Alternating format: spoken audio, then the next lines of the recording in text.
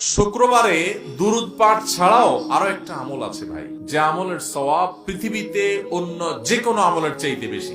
এত বেশি সওয়াব, এত বেশি বিনিময় আল্লাহ তাআলা অন্য কোনো আমলে দিবেন না, শুক্রবার একটা আমল করলে দিবেন। সেটা বলবো, এত বিপুল পরিমাণ, এত অল্প সময়ে, এত অল্প পরিশ্রম করে এত বিপুল পরিমাণের সওয়াব, আখিরাতের কারেন্সি। দুনিয়াতে টাকা দিয়ে চলি আমরা, আখিরাতের কারেন্সি সওয়াব।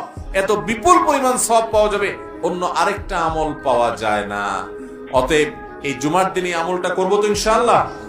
এটা যদি কেউ করতে পারে, নবী করিম সাল্লাল্লাহু আলাইহি সাল্লাম বলেছেন, ওই ব্যক্তিকে, এই যে মসজিদে বাসা থেকে ঘর থেকে হেঁটে গেল, প্রতিটা কদম, যতগুলো স্টেপ সে নিবে, যতগুলো কদম সে ফেলবে, এই প্রতি কদমের বিনিময়ে, এক এক কদমের বিনিময়ে 1 বছর নফল রোজা রাখলে এবং তাহাজ্জুদ পড়লে যে পরিমাণ সওয়াব পাইতো সেই পরিমাণ সওয়াব পাওয়া যাবে।